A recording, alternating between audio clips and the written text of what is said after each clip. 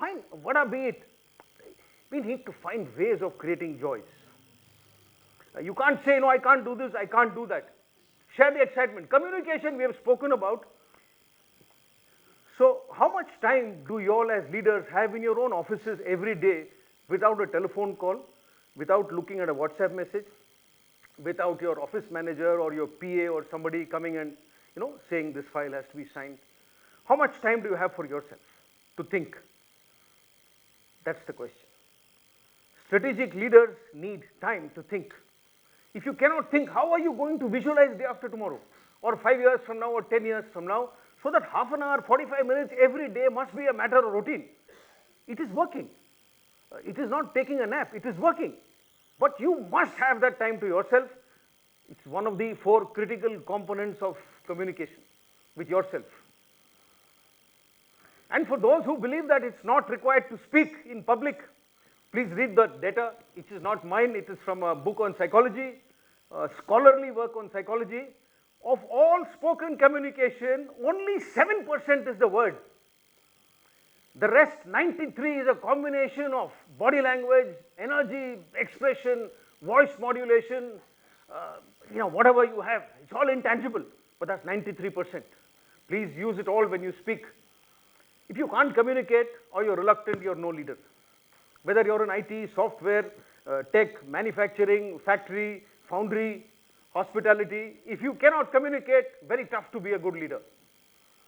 Motivation, this is the part where I say the second story. Ma'am, if you give me the time, I will do the second story. What we'll do is, I will go to the end of my session.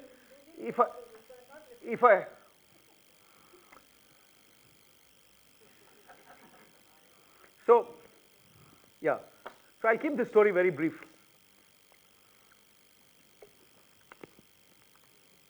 2003, I was what is called the second in command. Second in command is like the deputy or a chief of staff or whatever, number 2. So normally when there's a bouquet to be received, the commanding officer will go and receive that bouquet. Shoot lambotni, he'll take the bouquet. When there's something hits the fan, then it's the 2IC who stands there like that and says, sorry. That's the nature of the job, which is fine. So I was the 2IC, and whenever the CO would go and leave, something would go wrong. We would have a landslide and a tent would go downhill and 2 men would die. A vehicle would fall off the hillside and somebody would get injured. And the commander would always summon me and I would go and stand there. How do I prevent a landslide? And how do I tell him, sir, I can't prevent a landslide? He will probably admonish me for impertinence. But that's how it is. Anyway, why I survived and I live as a Lieutenant General to tell the tale is because while the commanding officer would go and leave and I would be standing there answering these unanswerable questions, it is like our Indian cricket players coming to that press conference after having lost the match. What can you say? You just say the other guy played well and we lost and gracefully go, but we don't do that. We'll find reasons, bat didn't hit the ball, or I was looking at the sky.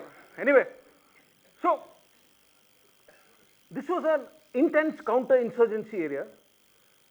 So whenever the CO went on leave, we had a great many successful operations.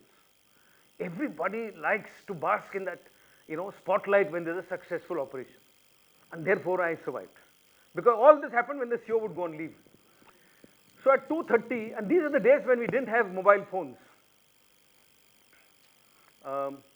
For communicating between our posts, we had something called a high frequency radio set which communicates over long distances. That's all that we had. So we got some information at about 2:30 in the afternoon. Information very simple, that in so-and-so village 4 militants have entered. That's all. Now in my definition, every information you act. But those of us who operated in areas like this will tell you that out of every 400 pieces of information, one of them is correct. 399 will result in fatigue, excessive people deployment, walking uphill, downhill, and coming back empty-handed. It breaks morale. But the problem is, you don't know which is that 400th time. If you knew that, you could let the first 66 go, not act on it, act on the 67, and leave the next 399. But it doesn't work like that. So as far as I was concerned, every operation, every information matched. So I got that company commander on the set. Company commander is that young officer who looks after that establishment.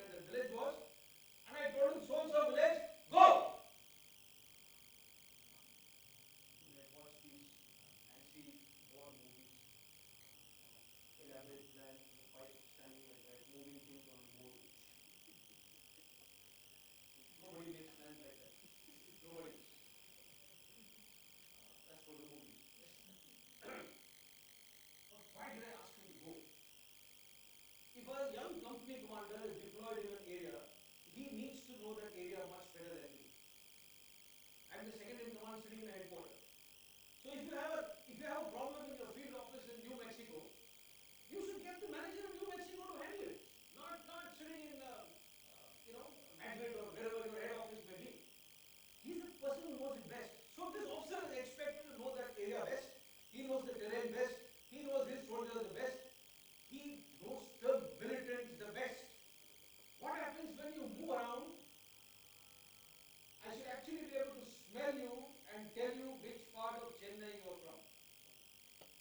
That is what comes when you actually know people inside out. People from different regions look, eat, smell differently. That is his job. Now, sitting in the headquarters, I cannot know any of this. And therefore, I have no business making a plan for him.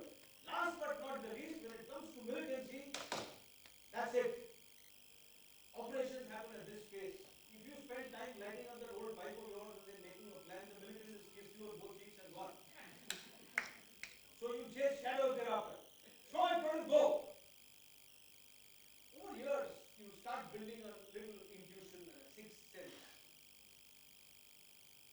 I had a premonition of an unfortunate incident happening. So we got a doctor, we had a brand new doctor who come to us just about 6 days back. And he was what called well fed and healthy. He didn't speak a word of Hindi. My men are all from Haryana and Rajasthan, don't speak a word of Kannada or Telugu or Tamil or English.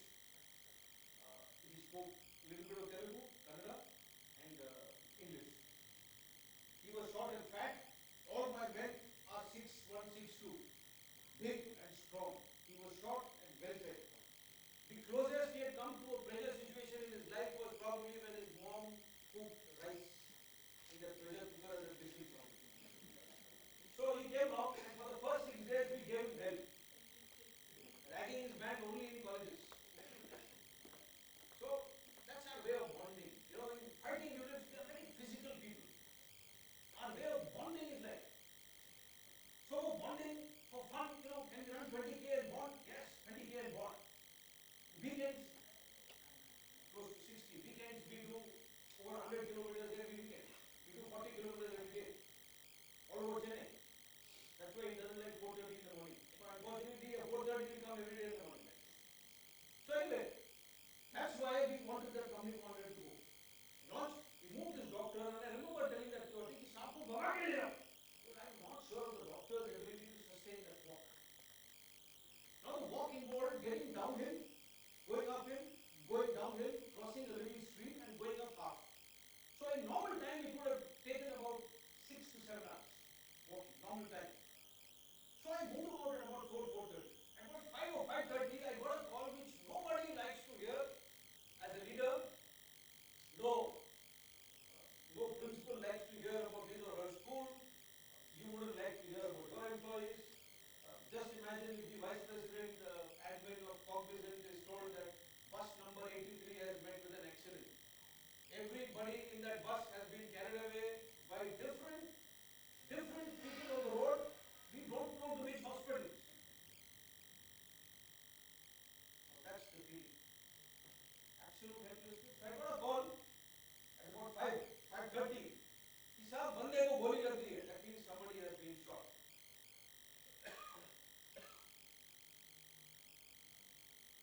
Now in our business, when bullets are fired, somebody will get shot. Could be him, could be us.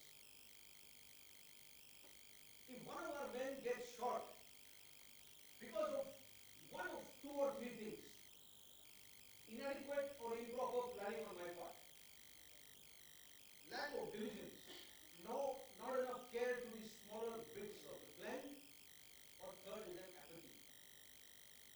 If any of these 3 things have caused injury to any of our soldiers, it is abject failure. So when one of our men was shot, it was abject failure for me. Because at that point, you take the blame on yourself as a leader. That's his nature. So I got hold of the QRT. QRT is a team of 12 people. We divided the QRT into half. 6 of them went with me and we ran. At about 9 o'clock on the Motorola, which is a handset, portable handset, I got a call from the doctor and he said, "Sir, it is dark and I am afraid."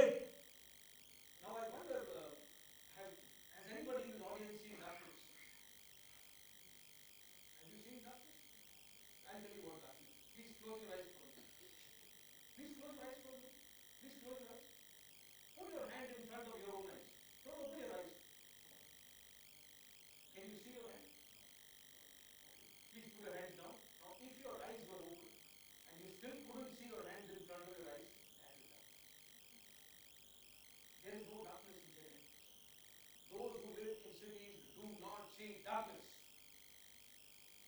When are you without a green or a blue or a yellow or a red light in your house, in your bedroom? Those who live in apartments cannot see darkness at all because the neighbor's light is always open. Because uncle works for Infosys, comes back at 3 o'clock